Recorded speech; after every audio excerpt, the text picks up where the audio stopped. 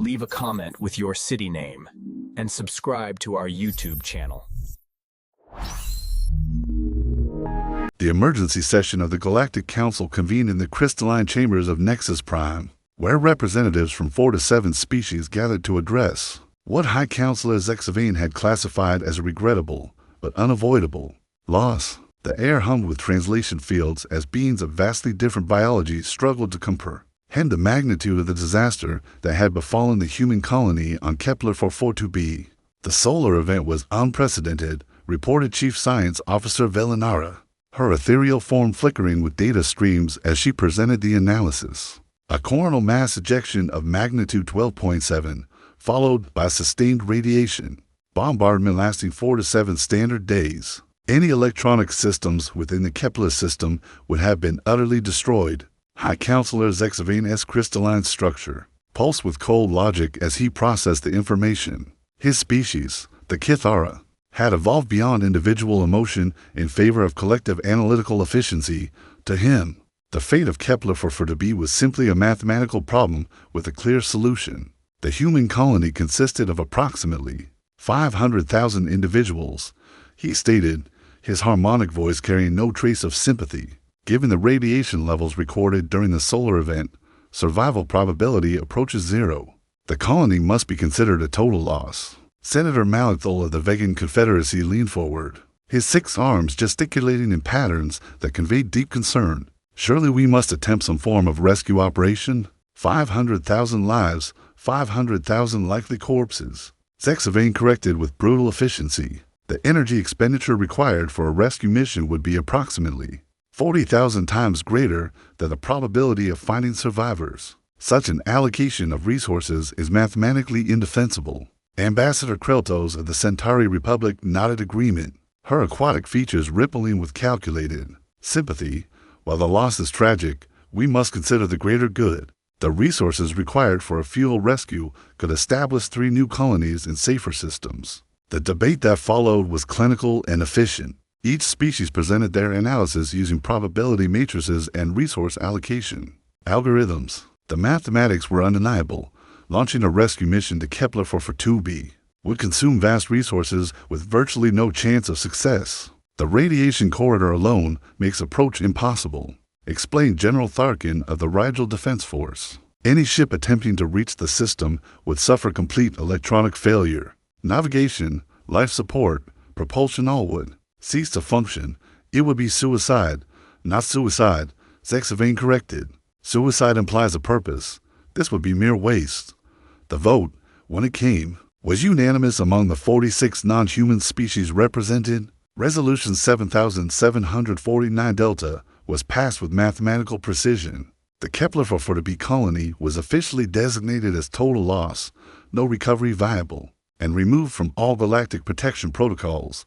The lone human representative, Ambassador David Chen, sat in stunned silence throughout the proceedings. When called upon to acknowledge the resolution, his voice was barely a whisper. "You're abandoning 500,000 people. We're acknowledging reality," Zexavine replied. "The humans of Kepler 440b are beyond assistance. Your species would do well to accept this mathematical certainty and direct your resources toward more viable endeavors." Chan's hands trembled as he activated his communication device. "I need to inform Earth of your decision." "Our decision," Zexavine corrected. "This resolution is binding upon all Galactic Council members, including humanity. No rescue mission will be authorized or supported." As the session adjourned, Chan found himself alone in the vast chamber, staring at the holographic display that still showed Kepler 442b as a red dot, a symbol of presumed death, that the galaxy had written off with cold, mathematical efficiency. But the galaxy had never met Admiral Sarah Iron McCoy. The secured briefing room aboard the Earth Defense Force flagship Endeavour fell silent as Admiral McCoy finished reading the Council's resolution. At 55, she had spent 3 decades in the service, from the asteroid mining conflicts to the First Contact Wars. Her weathered face bore the scars of a lifetime of impossible decisions. But nothing had prepared her for this. "They're writing off my daughter," she said quietly, her voice carrying the kind of controlled fury that made seasoned officers step back. "They're writing off Emma and 500,000 other people." Based on a probability calculation, Captain Elena Vasquez, McCoy's chief of staff, cleared her throat carefully. Admiral, the Council's analysis is comprehensive. The radiation levels in the Kepler system are beyond anything our ships can handle. The electronics would fail before we cleared the asteroid belt. Then we'll navigate by the stars, McCoy replied. Finally, ma'am, you heard me, Captain. Stellar navigation, magnetic compass, mechanical systems. The same way humans explored space for centuries before we developed quantum computers. Commander James Park, the fleet's chief engineer, leaned forward with obvious concern. Admiral, with respect, you're talking about a journey of 4 to 7 light years through a radiation zone that would cook any living thing in minutes. Even if we could navigate, even if we could survive the transit, the probability of finding anyone alive is greater than 0. McCoy cut him off, which makes it worth attempting. The silence that followed was thick with unspoken doubts. These were professional military officers trained to assess risks and make logical decisions. What McCoy was proposing violated every principle of sound strategic thinking. Admiral, Captain Vasquez said carefully, perhaps we should consider the Council's recommendation. The resources required for this mission could what? McCoy's voice rose slightly, her famous temper beginning to show. Could establish new colonies, could protect other systems, could serve the greater good. She stood, her 5'6" frame somehow dominating the room through sheer force of will. Let me tell you what those resources can do, Captain. They can tell every human in the galaxy that we don't abandon our own. They can prove that human lives aren't just numbers in an alien calculation. They can demonstrate that some things matter more than probability. Commander Park shifted uncomfortably. The Earth Defense Committee will never authorize this mission. The risk-to-benefit ratio, that we don't ask for authorization, McCoy said simply. The room fell deadly quiet. What she was suggesting bordered on mutiny, a violation of her oath as an officer and her duty to the civilian government. Admiral, Captain Vasquez whispered, you're talking about commandeering Earth Defense Force assets for an unauthorized mission. That's court-martial territory, career-ending, possibly treason. McCoy walked to the viewport, staring out at the blue marble of Earth hanging in space. Somewhere out there, 4 to 7 light years away, her daughter might be dead, or she might be alive, trapped, waiting for rescue that the galaxy had decided wasn't coming. Elena, she said quietly, how long have we served together? 12 years, ma'am, and in those 12 years, have I ever asked you to do anything that wasn't in the best interest of humanity? No, ma'am. Then trust me now. McCoy turned back to face her officers. I'm not ordering anyone to come with me. This will be a volunteer mission. Anyone who wants to request transfer to another command can do so without prejudice. But I'm going to Kepler for 4-B, with or without fleet support.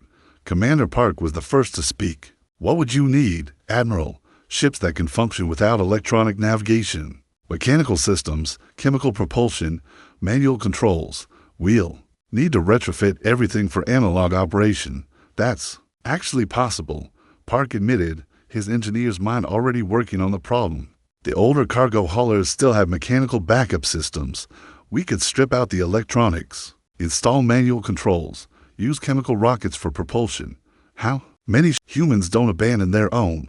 The retrofit operation proceeded in secret, scattered across a dozen civilian shipyards to avoid detection by Earth Defense Command. Ships were stripped of their sophisticated electronics and fitted with mechanical systems that wouldn't have looked out of place on 20th century vessels. Navigation computers were replaced with sextants and star charts. Quantum communicators gave way to simple radio transmitters. It was primitive, crude, and utterly reliable. It's like stepping back in time, observed Lieutenant Sarah Kim as she tested the manual controls of the converted freighter Hope's Gambit. These systems are so simple, they're almost prehistoric. Prehistoric systems got humans to the stars in the first place. McCoy replied from the command chair. Before we had quantum computers and probability calculators, we had determination and stubbornness. Sometimes that's enough. The final fleet consisted of 23 vessels, each one a testament to human ingenuity and desperation. The converted cargo haulers would serve as troop transports and supply ships. 3 modified hospital ships would provide medical support. The improvised fleet tender Persistence would handle repairs and maintenance during the journey. Leading them all was the Iron Will, McCoy's flagship, a converted heavy cruiser stripped of its energy, weapons, and sophisticated electronics, fitted instead with mechanical systems and the kind of robust reliability that had carried humanity across the void. "Admiral," reported Commander Park from the engineering station. "All ships report ready for departure. Mechanical systems are green across the board. No electronic signatures that would alert Earth Defense Command to our intentions." McCoy nodded, settling into her command chair for what might be the last time. "All ships, this is Admiral McCoy. In 5 minutes, we will depart on a mission that the galaxy considers impossible. We're going to cross 47 light years of deadly space to reach people who may already be dead. We're doing this because there are people, and humans don't abandon their own." She paused, knowing that her next words would be recorded in history one way or another. "Some of you won't come back from this mission. Some of our ships will be lost to the radiation, the distance, or simple mechanical failure. But every one of you volunteered anyway, because you understand what the rest of the galaxy doesn't. There are things worth dying for, and saving our own people is one of them." The fleet departed Earth orbit in silence. 23 ships carrying the hopes and determination of humanity into the void. They navigated by starlight and dead reckoning, their mechanical systems humming with the simple reliability of an earlier age. Behind them, Earth fell away into darkness. Ahead lay 47 light years of dangerous space, radiation fields that could kill instantly, and a destination that the galaxy had written off as a tomb.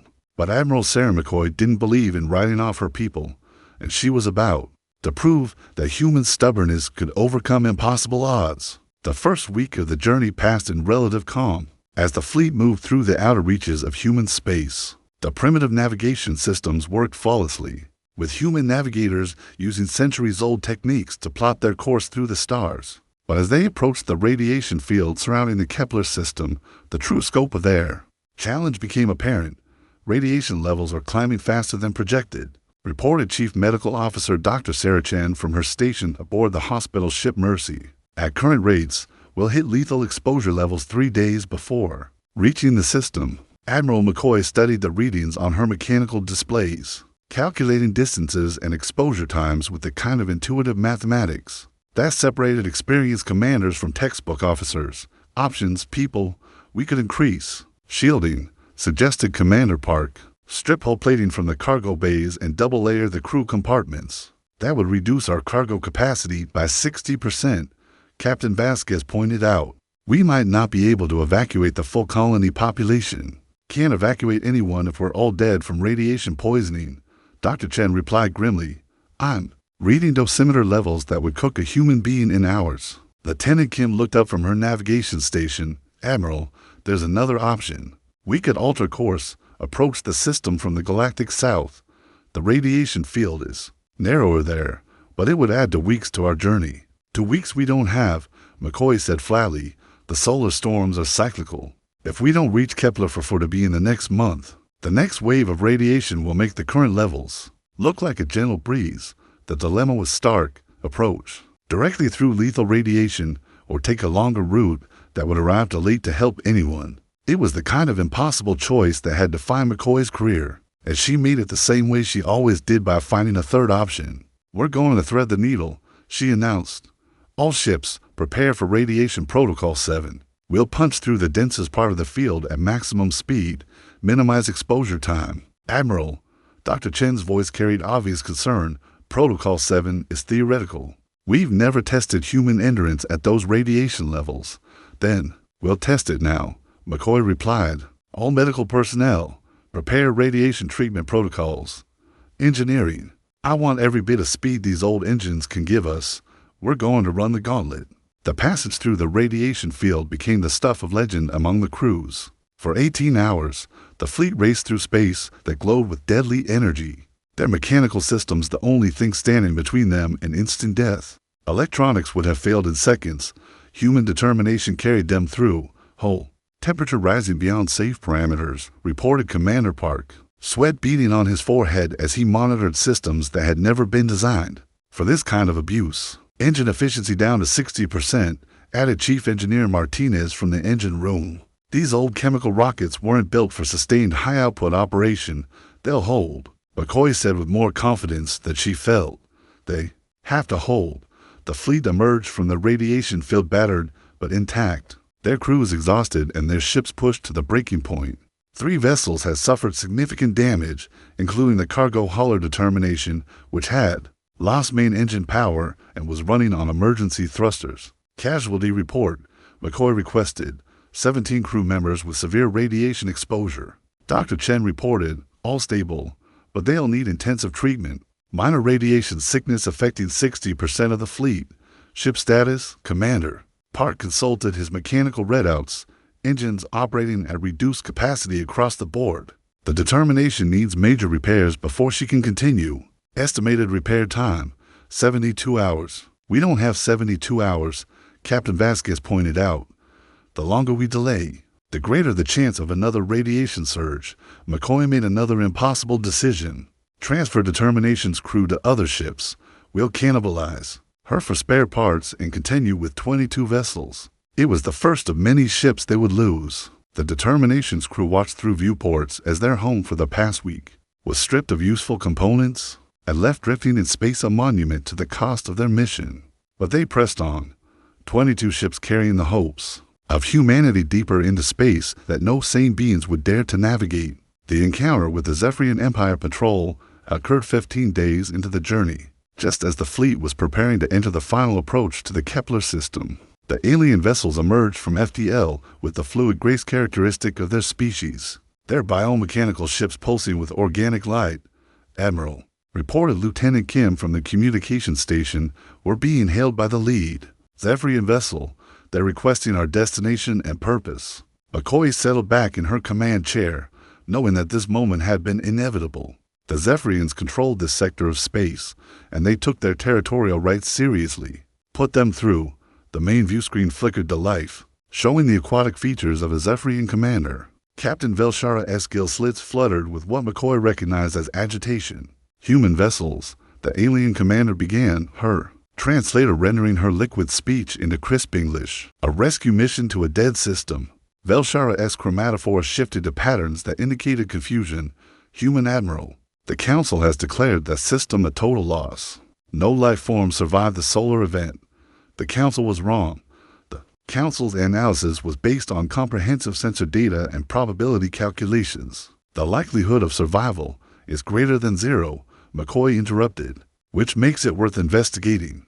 Velshara-S patterns shifted to what McCoy recognized as bureaucratic annoyance. Admiral, I cannot permit you to waste resources on a futile mission. The energy expenditure alone will be borne entirely by humanity, McCoy said firmly. We're not requesting galactic assistance. We're exercising a right of passage through this sector, rights that were revoked when the Council declared the system off limits. I'm ordering you to turn around and return to human space immediately. McCoy had anticipated this moment. She'd studied galactic maritime law during the long journey, looking for any legal precedent that would support their mission. She found in an obscure provision dating back to the early days of interstellar travel. Captain Velshara, I invoke Article 73 of the Galactic Salvage Accords. As the nearest vessels to a declared disaster site, we have the legal right to investigate for survivors. The Zephyrian commander's chromatophores flickered through a rapid sequence of colors that indicated she was consulting her own legal databases. When she spoke again, her tone was considerably less certain. Article 73 applies only to situations where the investigating vessels have reasonable expectation of finding survivors. We do have reasonable expectation, McCoy replied. The analysis that declared the system dead was conducted without direct investigation. We're here to conduct that investigation, Admiral McCoy. Velshara-S pattern shifted to what might have been resignation. Even if I accepted your legal argument, I cannot permit passage through this sector. The radiation levels pose a danger to shipping. My orders are to prevent any vessels from entering the Kepler system. Your orders don't supersede galactic maritime law. My orders supersede the safety of my sector. The standoff stretched for several minutes, both commanders knowing that this moment would determine the fate of the mission. Finally, McCoy made the decision that would define her legacy. Captain Velshara, I'm giving you fair warning. My fleet is proceeding to Kepler for to be under Article 73 of the Salvage Accords. If you attempt to prevent us from exercising our legal rights, I will consider it an act of piracy under galactic law. The Zephyrian commander's chromatophores flashed through patterns that indicated shock. Admiral, are you threatening to engage Zephyrian Imperial vessels? I'm informing you that we will defend our legal right of passage. What followed was the shortest space battle in recorded galactic history. The Zephyrian ships, designed for patrol duties and equipped with sophisticated but delicate energy weapons, found themselves facing converted human cargo haulers armed with simple kinetic weapons and operated by crews who had already demonstrated their willingness to die for their cause. The engagement lasted exactly 4 minutes and 37 seconds. The human ships, crude and primitive by galactic standards, proved devastatingly effective against opponents who relied on sophisticated electronics. When the Iron Will's mass driver punched through the flagship's energy shields and disabled its main propulsion, Captain Velshara found herself facing opponents who fought with a desperation she had never encountered. Admiral McCoy, the Zephyrian commander's voice carried new respect when she reopened communications. Your ships are surprisingly effective. Human engineering has its advantages. McCoy replied, will you permit our passage, Velshara-S? Chromatophores settled into patterns that indicated reluctant admiration. Under the circumstances, I find your interpretation of Article 73 compelling. You may proceed to the Kepler system, but Admiral, record your findings. If you do discover survivors, the Zephyrian Empire will want to study your methods. The human fleet proceeded toward Kepler for 2B, leaving behind a Zephyrian patrol that would spend the next several months trying to explain to their superiors how they had been defeated by converted cargo haulers. The approach to Kepler for 2B was conducted in absolute silence. The 22 surviving ships of the human fleet moved through space that still glowed with residual radiation from the solar storms, their primitive sensors probing for any sign of life on the planet below. Orbital scans complete, reported Lieutenant Kim, her voice carefully neutral. No energy signatures detected, no radio transmissions, no heat sources above background levels. Admiral McCoy stared at the tactical display showing the planet that might hold her daughter. From space, Kepler for 4B looked exactly as the Council had predicted: a dead world. Its surface scoured by radiation, its atmosphere thin and toxic. Any sign of the colony structures? Asked Captain Vasquez. Negative. The main settlement appears to have been completely destroyed. I'm detecting scattered debris that might be construction materials, but no intact buildings. Commander Park looked up from his engineering station. Admiral, the radiation levels on the surface are still lethal. Even in full environmental suits, we'd have maybe 6 hours of exposure time. Dr. Chen's voice crackled over the comm from the hospital ship. I concur with Commander Park's assessment. Surface operations would be extremely dangerous. We should consider the possibility that the Council's analysis was correct. The bridge fell silent. After weeks of impossible journey, after losing ships and crew members, after fighting their way through radiation fields and alien patrols, they had arrived at what appeared to be exactly what the galaxy had said they would find: a dead world. Admiral, Captain Vasquez said quietly, perhaps we should consider returning to Earth. We've proven that the mission was possible. That might be enough. McCoy stared at the planet for a long moment, remembering her daughter's last transmission. 3 months ago, Emma had been excited about the colony's agricultural projects, about the underground hydroponics labs that were producing food supplies beyond their wildest expectations. Underground. Kim, she said suddenly, scan for subsurface anomalies, caves, natural formations, anything that might provide shelter from radiation. Scanning now, Admiral. The lieutenant's fingers moved over her instruments with practiced efficiency. I'm detecting extensive cave systems in the northern continent. Some appear to be natural formations, but others show signs of artificial modification. Life signs. Difficult to determine through that much rock, but wait. Kim's voice rose with excitement. I'm picking up trace atmospheric leakage from the cave systems. The gas mixture is consistent with human breathable atmosphere. The bridge erupted in barely controlled excitement. After the long journey, after the sacrifices and losses, they had found what they came for: proof that the Kepler for 4B colony had survived. Prepare landing parties, McCoy ordered. Full environmental suits, maximum radiation protection. We're going down to find our people.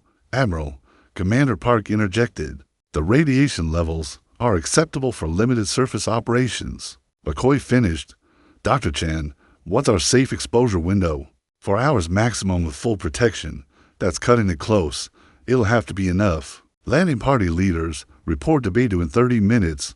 We're bringing our people home. The descent to Kepler for 4B was accomplished by a shuttle, the same kind of simple, reliable craft that had served humanity for generations. As they approached the cave systems identified by orbital scans, the landing party could see clear evidence of human modification, carefully constructed entrances, sealed against radiation, with what appeared to be airlock systems. Admiral, reported Marine Captain Torres from the lead shuttle. I'm detecting movement near the main cave entrance. Looks like people in environmental suits. McCoy's heart pounded as the shuttle touched down on the surface of Kepler 442b. Through the viewport, she could see figures emerging from the cave in transhumans in improvised radiation suits, moving with the careful precision of people who had learned to survive in an impossible environment.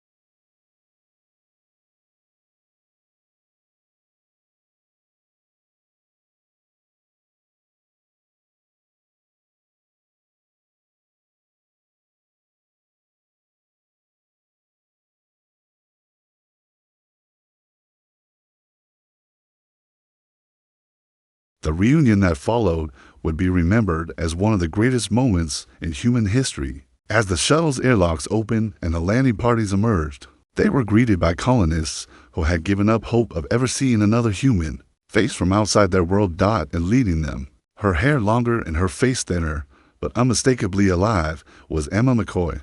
Mom, the younger McCoy's voice crackled through the comm system as she stared at the environmental suit. Bearing Admiral's insignia. Is that really you? It's me, baby, Sarah McCoy replied, her voice breaking for the first time since the mission began. We came to bring you home. What they discovered in the caves of Kepler 442b was nothing short of miraculous. The colony hadn't just survived the solar storms, they had thrived, using the planet's extensive cave systems as natural radiation shielding. The colonists had constructed an underground civilization that was in many ways superior to their original surface settlement. The geothermal systems provide all the power we need, Emma explained as she led her mother through tunnels lined with growing plants and humming with activity. We've got hydroponics labs producing more food than we can eat, water recycling systems that are 98% efficient, and manufacturing facilities that are producing tools and equipment we never dreamed of. How many survived, Admiral? McCoy asked. All of us, Emma replied with evident pride. All 500,000.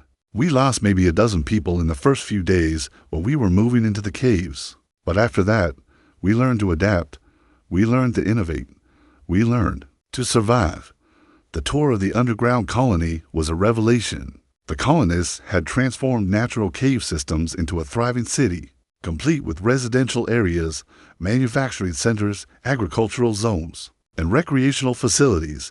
They had developed new technologies for underground living, new methods of resource management, new approaches to sustainable civilization. The Council will want to study all of this, Admiral McCoy observed as they walked through a vast hydroponics lab, producing vegetables in abundance. The Council wrote us off, Emma replied with a hint of bitterness. They decided we were dead without bothering to check. Why should we share our innovations with people who abandoned us? It was a question that would echo through the galaxy in the months to come, but for now, Admiral McCoy was focused on a more immediate concern. We need to evacuate as many people as possible, she said. The solar storms are returning. In 3 weeks, this entire system will be uninhabitable again. About that, Emma said with a smile. We've been tracking the solar cycles. We know when the storms are coming, and we've learned how to protect ourselves. Most of us want to stay. Mom, we built something here, something amazing. We've created a civilization that can survive anything the universe throws at us. Why would we abandon that to go back to a galaxy that wrote us off? The evacuation of Kepler 442b became a negotiation rather than a rescue. Of the 500,000 colonists, only about 50,000 chose to return to Earth. The rest elected to remain, to continue building their underground civilization and developing the technologies that had allowed them to survive. They're staying by choice, Admiral McCoy reported to her fleet commanders as they prepared for the journey home. They've created something here that they're not willing to abandon, and the innovations they've developed, asked Commander Park. They're sharing the plans with us. Water recycling systems, hydroponics technology, geothermal power generation, radiation shielding techniques. They have made breakthroughs that will revolutionize human space colonization. The return journey to Earth took 6 weeks, but it was a triumphant procession rather than a desperate flight. The fleet that departed Kepler for to be carried not just rescued colonists, but the plans and prototypes for technologies that would transform human civilization. More importantly, they carried proof that humans didn't abandon their own. The fleet's arrival at Earth was met with a celebration unlike anything in human history. Crowds gathered at every spaceport to welcome home the crews who had achieved the impossible, while news networks broadcast the story of the Kepler-4 for the colony's survival. To a humanity hungry for heroes, Admiral McCoy found herself summoned to address the United Nations, the Earth Defense Committee, and finally a special session of the Galactic Council. In each venue, her message was the same: humans don't write off their own people. No matter what the odds, the colony wasn't just surviving. She told the assembled council representatives they were thriving. They had developed technologies that make our current systems look primitive. They had created a sustainable civilization in conditions that should have been impossible. High Counselor Zexavina's crystalline structure pulsed with what might have been embarrassment. The mathematical analysis clearly indicated the mathematical analysis was wrong, McCoy interrupted. It was wrong because it didn't account for human adaptability. It was wrong because it didn't consider human innovation. It was wrong because it assumed that survival was only possible under ideal conditions. The council session that followed was unlike any in galactic history. For the first time, the mathematical certainties that govern galactic civilization were challenged by empirical evidence. The humans of Kepler 4b had survived conditions that every calculation said were impossible. This changes everything, admitted Senator Malikthal of the Vegan Confederacy. If mathematical analysis can be so completely wrong about survival probabilities, what else might we be missing? How many other lost causes might actually be recoverable? Asked Ambassador Krell. Toes of the Centauri Republic, the implications rippled through galactic civilization. Species that had written off their own lost colonies began organizing rescue missions. Mathematical certainties were replaced by empirical investigation. The cold logic that had governed galactic policy for millennia was tempered by the recognition that some things couldn't be calculated. You've done more than rescue a colony, Counselor Velinara told Admiral McCoy during a private meeting. You forced us to reconsider our fundamental assumptions about possibility and impossibility. We've proven that caring about people makes you stronger, not weaker, McCoy replied. We've shown that emotional bonds are strategic advantages, not logical weaknesses. The technologies brought back from Kepler 4b revolutionized human space exploration. The water recycling systems allowed for longer journeys with smaller supply ships. The hydroponics advances made food production possible in environments previously considered uninhabitable. The radiation shielding techniques opened up regions of space that had been off limits. But the most important innovation was philosophical. Humanity had proven that loyalty and determination could overcome impossible odds. That caring about people was more powerful than calculating probabilities. The galaxy writes off lost causes, Admiral McCoy said in her final address to the Galactic Council. Humans launch anyway. That's the difference between calculation and commitment. That's the difference between analysis and action. That's the difference between giving up and never giving up. 6 months after the return from Kepler 4b, Admiral McCoy received a transmission from her daughter. Emma had been elected as the new colonial administrator, leading the underground civilization that continued to grow and innovate. The second wave of solar storms just passed, Emma reported, her image flickering slightly due to the vast distance. We rode them out without any problems. Our shielding held perfectly. We're not just surviving down here, Mom. We're thriving. Any regrets about staying? McCoy asked. Emma smiled. We're building something here that's never existed before. A civilization that can survive anything. A human settlement that proves we can adapt to any environment, overcome any challenge. Why would I regret that? And the galaxy, what do they think of your underground city? They're sending scientists to study our methods. engineers to learn our techniques, diplomats to establish formal relations. Emma's smile widened. Turns out the galaxy is very interested in learning from people they wrote off as dead. As the transmission ended, Admiral McCoy reflected on the journey that had brought them to this point. The galaxy had written off a lost colony based on mathematical certainties and logical analysis. Humans had launched anyway, driven by emotional bonds and stubborn determination. In the end, the humans had been right, not because their analysis was superior, but because their commitment was absolute. They had proven that some things were worth attempting regardless of the odds, that some people were worth saving regardless of the cost. The galaxy had learned a valuable lesson: never write off the humans, because when the humans cared about something, they would move heaven and earth to achieve it, and sometimes moving heaven and earth was exactly what the universe needed.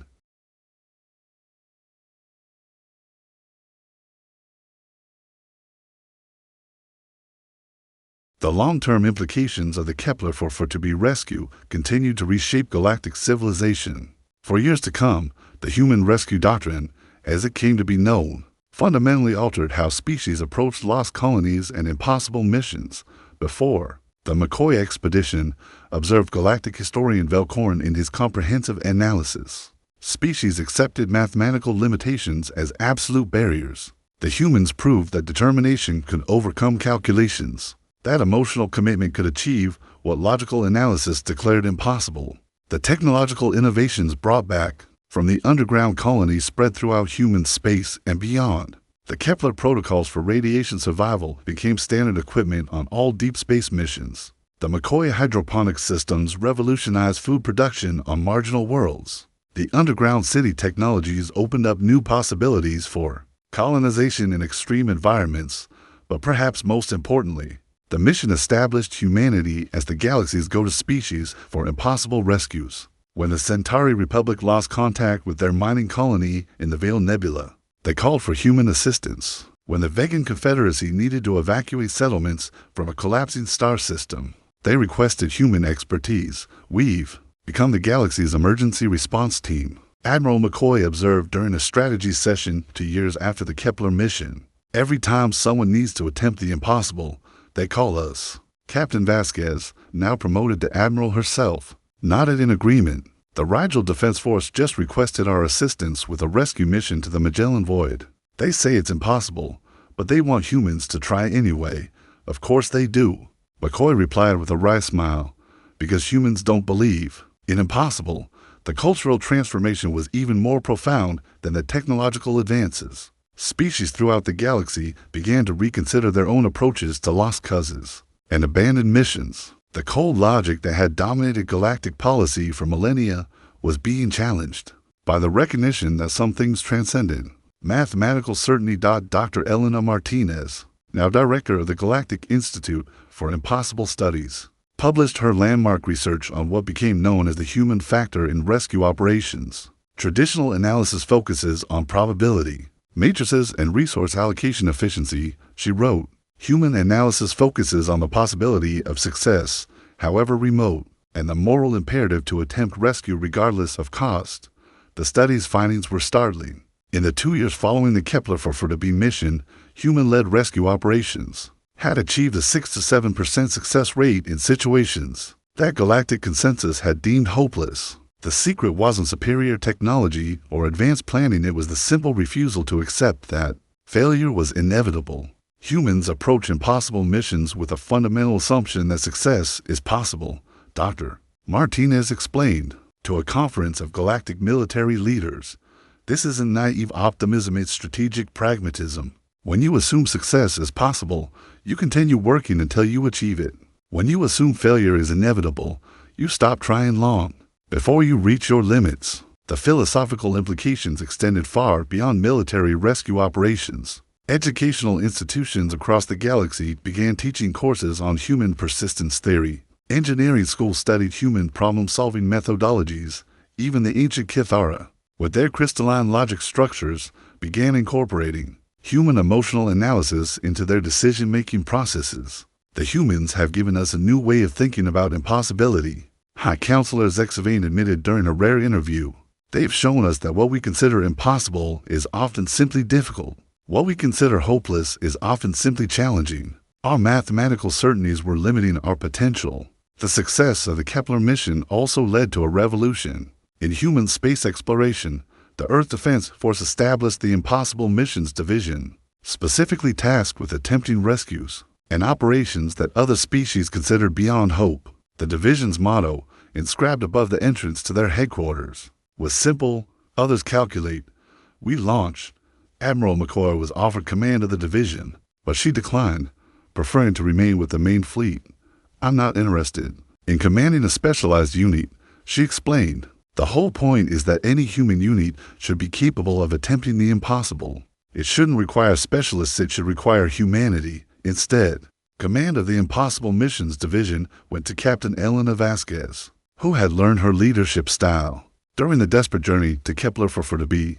Under her command, the division achieved a series of successes that cemented humanity's reputation as the galaxy's premier rescue specialists. The rescue of the Andromedan science station from a collapsing neutron star, the evacuation of 2 million civilians from a planet caught in the crossfire of an interstellar war, the recovery of a lost generation ship that had been drifting in deep space for 3 centuries. Each mission was declared impossible by galactic consensus. Each mission was completed successfully by human crews who refused to accept the limitations that others considered absolute. We're not superhuman, Captain Torres, now a colonel leading marine rescue operations, explained to a gathering of alien military officers. We don't have superior technology or advanced capabilities. We just have a different relationship with the word impossible. When someone tells us something can't be done, we hear a challenge rather than a limitation. The impact on galactic society was profound and lasting. Species that had accepted mathematical limitations for millennia began to question their own assumptions. The ethereal collective, beings of pure energy who had considered physical limitations irrelevant, found themselves studying human approaches to overcoming material constraints. The crystalline hegemony, with their perfect logical structures, began incorporating human irrationality protocols into their decision-making processes. The humans have taught us that logic is a tool, not a master, observed Senator Kliksanoff during the galactic policy debate. It should inform our decisions, not limit our possibilities. The most dramatic example of this new philosophy came during the crisis of the dying stars, when a chain reaction of stellar collapse threatened to destroy the entire Andromeda galaxy. The mathematical analysis was clear. Evacuation was impossible. The distances too vast, the time too short. The galaxy's greatest minds calculated that saving even a fraction of Andromeda's population would require resources beyond the capability of galactic civilization. Humanity launched the Great Evacuation anyway. The operation, led by Admiral McCoy herself, violated every principle of resource allocation and strategic planning. It required the cooperation of species that had been enemies for millennia. It demanded technological innovations that pushed the boundaries of known science. It called for sacrifices on a scale never before attempted in galactic history. It succeeded. Over the course of 18 months, human-coordinated rescue fleets evacuated 4 to 7 billion beings from the dying Andromeda galaxy, establishing new colonies throughout the Milky Way and beyond. The operation required the construction of massive transport ships, the development of new faster-than-light technologies, and the organization of the largest cooperative effort in galactic history. The humans didn't just save Andromeda, observed galactic historian Velkorn in his final analysis. They proved that galactic civilization was capable of achieving the impossible when it chose to act like humans with determination, loyalty, and an absolute refusal to abandon those in need. Admiral McCoy, now in her 70s, stood on the observation deck of the Iron Will as the last transport ships departed the dying Andromeda galaxy. Around her, the bridge crew that had served with her for decades watched the spectacular collapse of an entire galaxy, a cosmic event that they had robbed of its tragedy by refusing to accept the inevitable. Admiral, Captain Vasquez asked, "What's next for humanity? We've proven we can rescue colonies, evacuate galaxies, achieve the impossible. What challenge do we face now?"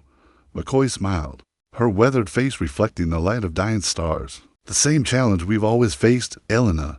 Someone, somewhere, needs help. Someone has been written off as a lost cause. Someone needs rescuing.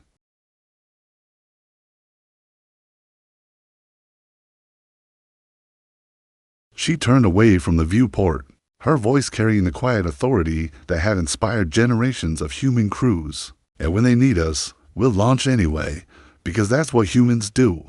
We don't abandon our own. We don't accept the impossible. And we don't write off anyone as a lost cause, even when the odds are against us. Especially when the odds are against us, that's when it matters most. As the Ironwood departed the dying galaxy, carrying the last refugees to safety, Admiral McCoy reflected on the journey that had brought humanity to this point. It had started with a single lost colony that the galaxy had written off as dead. It had evolved into a fundamental transformation of how galactic civilization approached the impossible. The humans had proven that emotional bonds were strategic advantages, that caring about people made you stronger rather than weaker, that determination could overcome calculation. They had shown the galaxy that some things were worth attempting regardless of the odds, that some people were worth saving regardless of the cost. Most importantly, they had demonstrated that the word impossible was not a barrier, but a challenge. When faced with the impossible, other species calculated, humans launched. And in a universe full of lost causes and abandoned hope, that made all the difference. The final entry in Admiral McCoy's personal log, recorded as the rescue fleet departed Andromeda, captured the essence of humanity's transformation from a minor galactic species to the universe's premier rescue specialists. The galaxy once wrote off a lost colony because the mathematics said rescue was impossible. We launched anyway because humans don't abandon their own. That single decision changed everything, not just for the colony we saved, but for the entire galaxy. We proved that impossible is just another word for challenging, that mathematics serves hope rather than replacing it, that caring about people makes you capable of achieving miracles. Today we evacuated 4 to 7 billion beings from a dying galaxy. The mathematics said it was impossible. We did it anyway, because that's what humans do. We launch anyway, we try anyway, we care anyway. And in a universe that often accepts the inevitable, that refusal to give up makes all the difference. The log entry was later inscribed on the memorial to the Great Evacuation, serving as a reminder to future generations that humanity's greatest strength lay not in their technology or their weapons, but in their absolute refusal to write off anyone as a lost cause. The galaxy had learned its lesson. When someone needed rescuing, when a mission seemed impossible, when hope seemed lost, there was only one species to call, the species that launched anyway. The transformation of galactic civilization continued for decades after the Great Evacuation. The human rescue doctrine became enshrined in galactic law, mandating that no colony, settlement, or population could be officially declared lost without a human-led investigation. The Impossible Missions Division grew from a small specialized unit to a galaxy-spanning organization with representatives from every major species. We're not trying to make everyone human, Admiral Vasquez explained during the graduation ceremony. For the first class of alien officers trained in human rescue methodologies, we're teaching everyone to think like humans when facing the impossible, to see challenges where others see barriers, to find hope where others find only mathematics. The graduating class included representatives from 43 species each, trained in the principles that had made humanity the galaxy's rescue specialists. They had learned to question mathematical certainties, to value emotional bonds as strategic assets, and to approach impossible missions with the assumption that success was achievable. Dr. Sarah Kim, now the Director of Impossible Studies at the Galactic Naval Academy, had developed the curriculum that transformed how military officers approached hopeless situations. The key insight, she explained to her students, is that impossibility is often a failure of imagination rather than a limitation of capability. When you truly commit to success, you find ways to achieve it that weren't apparent when you assumed failure was inevitable. The ripple effects extended far beyond military operations. Economic theories based on resource scarcity were challenged by human approaches to resource multiplication. Scientific research programs that had been abandoned as impossible were revived, using human persistence methodologies. Even interspecies diplomacy was transformed by the recognition that caring about others was a source of strength rather than weakness. Emma McCoy, now in her 60s and serving as the elected president of the Underground Coalition, the formal name for the thriving civilization beneath Kepler for Fortubi, had become a symbol of human adaptability and innovation. Her quarterly broadcasts to the galaxy showcased the continued development of her underground world, where 500,000 humans had built a civilization that existed entirely beneath the surface of a radiation-scarred planet. We've proven that humans can thrive anywhere, she announced during her latest broadcast. We've created technologies that turn impossible environments into homes. We've built a society that uses challenge as fuel for innovation. And we've shown the galaxy that being written off as a lost cause can be the first step toward becoming something extraordinary. The underground civilization had indeed become extraordinary. The Kepler colonies, as they were now known, had developed technologies that revolutionized underground construction throughout the galaxy. Their closed-loop ecosystems were studied by terraforming engineers across known space. Their social structures, based on voluntary cooperation and shared challenge, had become models for frontier settlements facing extreme conditions. They didn't just survive, observed galactic sociologist Dr. Velkirin in her landmark study of human civilization. They created something entirely new, a form of society that uses adversity as a creative force, that treats impossible conditions as opportunities for innovation. It's perhaps the most human achievement of all, turning abandonment into advantage. Admiral McCoy, now in her 80s and serving as an advisor to the Galactic Rescue Authority, had lived to see humanity's transformation from a minor species to the moral center of galactic civilization. Her autobiography, Launching Anyway, A Life of Impossible Missions, had become required reading at military academies throughout known space. The greatest lesson of my career, she wrote in the book's conclusion, is that the impossible is usually just the untried. When the galaxy wrote off our lost colony, they weren't making a statement about the colony's chances of survival. They were revealing the limitations of their own imagination. Humans succeeded not because we were better at mathematics, but because we were better at hope. The final validation of humanity's approach came during the Convergence Crisis, when an alliance of machine intelligences from beyond the galactic rim threatened to convert all organic life into computational substrates. The threat was unlike anything galactic civilization had ever faced. Entities of pure logic that could predict and counter every conventional strategy. The mathematical analysis was unanimous. Resistance was futile.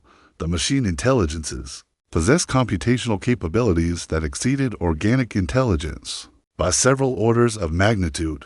They could calculate every possible strategy, predict every tactical response, counter every conventional approach. The galaxy's greatest military minds prepared for inevitable defeat. Evacuation plans were drawn up for the complete abandonment of known space. Contingency protocols were established for the preservation of organic life in distant galaxies. Humanity proposed a different approach: direct assault on the machine intelligence's primary nodes. You want to attack entities that can predict our every move? High Counselor Zexavane asked in disbelief during the Emergency War Council. We want to attack them in ways they can't predict. Admiral Vasquez replied, the machine intelligences operate on pure logic. They can counter logical strategies because they understand logical processes. But they can't counter illogical strategies because illogical processes are outside their computational framework. You're proposing to fight superior logic with inferior irrationality? We're proposing to fight predictable logic with unpredictable humanity. The Battle of the Logic Gates became the defining engagement of the Convergence War. Human forces, supported by alien allies trained in human irrationality protocols, launched simultaneous attacks on 17 machine intelligence nodes using tactics that violated every principle of sound military strategy. They attacked the machine intelligences programmed to counter logical opposition, found themselves facing enemies whose behavior defied computational prediction. Human commanders made choices that no rational analysis would support, achieving victories that no logical projection had indicated were possible.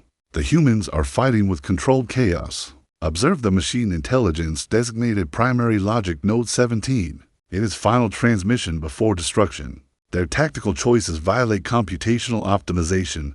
Their strategic decisions ignore probability matrices. They achieve victory through methods that should guarantee defeat. We cannot calculate responses to the logical behavior patterns. The victory was complete, but costly. 17% of the human rescue fleet was lost in the engagement, along with thousands of trained personnel who had volunteered for missions they knew were likely to be fatal. But the machine intelligence's expansion was halted, their computational networks disrupted, their threat to organic life eliminated. Once again, observed galactic historian Velkorin in his analysis of the conflict. Humanity achieved the impossible by refusing to accept that it was impossible. They defeated superior logic through inferior mathematics, overcame computational certainty through emotional unpredictability. They proved that the human heart, however illogical, was more powerful than the most advanced artificial mind. Admiral McCoy did not live to see the final victory of the Convergence War. She died peacefully in her sleep 6 months before the Battle of the Logic Gates, surrounded by the officers who had served with her during the original Kepler mission. Decades earlier, her final words, according to Captain Torres, who was present at her death, were characteristic of the woman who had defined humanity's role in galactic civilization. Someone needs help somewhere. Make sure we launch anyway. Her funeral was attended by representatives from every major species in the galaxy. The service was held aboard the Iron Will, the converted heavy cruiser that had carried the first rescue mission to Kepler for 4B and had since become a symbol of human determination. As the ship's crew committed her body to the stars, they recited the oath that had become the unofficial motto of human space forces. We do not abandon our own. We do not accept the impossible. We launch anyway. The legacy of Admiral Sarah McCoy and the mission to Kepler for to be extended far beyond military history. They had fundamentally transformed how galactic civilization approached challenges, changed how species related to each other, and proven that emotional bonds were sources of strength rather than weakness. The humans taught us that caring is a